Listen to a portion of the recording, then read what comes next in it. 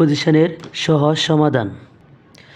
অ্যারাইভের সাথে জানি we arrive dash the airport, নির্দিষ্ট স্থানের পূর্বে অ্যাট বসে, শহর বা দেশের পূর্বে ইন বসে। সুতরাং এই ক্ষেত্রে উই অ্যারাইভড, যেহেতু দ্য এয়ারপোর্টটা একটা নির্দিষ্ট স্থান, সুতরাং এখানে প্রিপোজিশন কী বসবে?